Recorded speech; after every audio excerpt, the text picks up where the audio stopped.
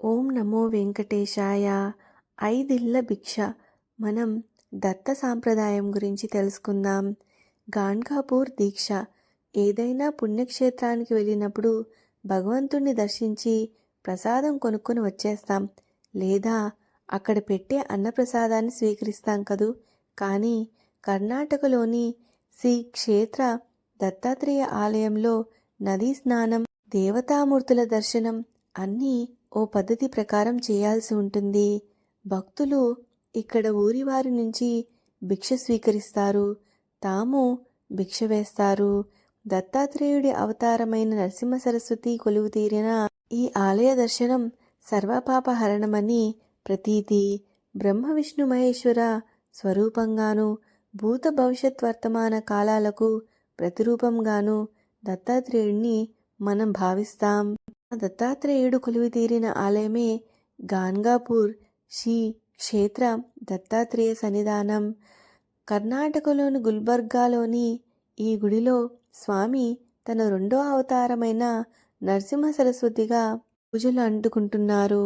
ఈ ఆలయాన్ని 13వ శతాబ్దంలో నిర్మించారు. స్థల పురాణం గురించి తెలుసుకుందాం. అత్రి అనసూయల గురించి తెలుసుకుందాం.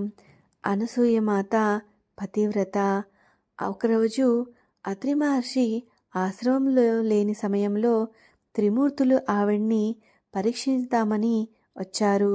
అతిథులుగా ఆవిడ్ని భోజనం పెట్టమని అడిగారు. అందుకు ఆమె అంగీకరించారు. కానీ ఆమెను నగ్నంగా వడ్డిస్తేనే మేము భుజిస్తామని చెప్పారు. ఆవిడ తెలుసుకుంది అతిథులు సామాన్యులు కారని. తన ముగ్గురిని తన పిల్లలుగా భావించి భోజనం పెట్టేందుకు సిద్ధమైంది. దాంతో త్రిమూర్తులు ముగ్గురు ఆమె ప్రాతివృత్యానికి పసిపిల్లలుగా మారిపోయారు. ఆతిథ్యం తీసుకున్నారు. కాసేపటికి ఆశ్రమానికి అత్రి మహర్షి వచ్చారు. భార్య ద్వారా జరిగిందంతా తెలుసుకున్నారు. త్రిమూర్తులు నిజ రూపంలోకి మారిపోయారు. ఆ దంపతులను అనుగ్రహించారు. త్రిమూర్తులే దత్తాత్రేయుడి రూపంలో అత్రి దంపతులకు జన్మించారు. ఆ స్వామియే కలియుగంలో నరసింహ సరస్వతిగా అవతరించారని కథనం. అలా పుట్టిన నరసింహ సరస్వతి స్వామి కాశీకి వెళ్ళి కృష్ణ సరస్వతి అనే ఆమె దగ్గర సన్యాస దీక్ష చేపట్టారు. తర్వాత తీర్థయాత్రలు చేస్తూ గాన్గాపూర్లో 23 సంవత్సరాలు ఉన్నారు.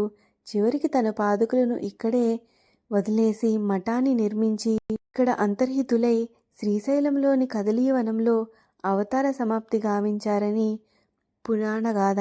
అలా గాన్గాపూర్లో ఆలయం ఏర్పడిందని అంటారు. దర్శనం ఎలా చేసుకోవాలంటే ఈ ఆలయానికి వచ్చే భక్తులు మొదట నదీ స్నానం చేయాలి.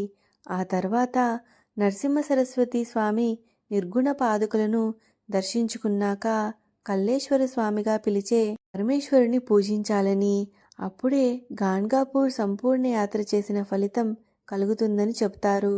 వివరాలను తెలియజేసే బోర్డు ఇక్కడ కనిపిస్తుంది. ఆ ప్రకారమే ఇక్కడకు వచ్చే భక్తులు మొదట భీమా అమరజా నదీ సంగమంలో స్నానం ఆచరించాక మందిరంలోకి ప్రవేశిస్తారు. మందిరంలో చిన్న కిటికీ ద్వారా స్వామి పాదుకలను స్వామిని దర్శించుకుంటారు.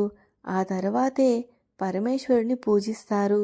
స్వామితో పాటు పంచముఖ గణపతి, హనుమంతుడు, నవగ్రహాలు తదితర దేవతామూర్తుల్ని చూడవచ్చు.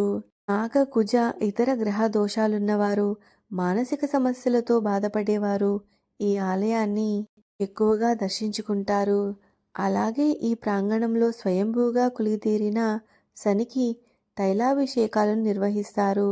ఆలయానికి వచ్చే భక్తులు ఈ ఆవరణలో దత్త గురుపారాయణం అంటే శ్రీ గురు చరిత్ర చదవటానికి వీలుగా ప్రత్యేకమైన బల్లలు ఉంటాయి. భిక్షకు వెళతారు. నరసింహ సరస్వతి స్వామి మధ్యాహ్నం పూట ఈ ఊళ్ళో తిరుగుతూ భిక్షను స్వీకరిస్తాడని స్థానికులు భక్తులు నమ్ముతారు. అందుకే ఊరి వాళ్ళు తమ శక్తి కొలది రొట్టెలు, కిచిడి, పాయసం వంటివి చేసి సిద్ధంగా ఉంచుతారు. ఆలయానికి వచ్చే భక్తులు ఊళ్ళోకి వెళ్ళి కనీసం 5 ఇళ్లలో భిక్ష అడుగుతారు. అలా భిక్షకు వచ్చే భక్తులకు స్థానికులు ప్రసాదాన్ని పెట్టడము కనిపిస్తుందిక్కడ. కొందరు భక్తులు రకరకాల పదార్థాలను చేయించి తోటి వారికి భిక్ష రూపంలో పంచిపెట్టడము చూడొచ్చు. స్వస్తి. దిగంబర దిగంబర శ్రీపాద వల్లభ దిగంబర దిగంబర దిగంబర అవధూత చింతన దిగంబర.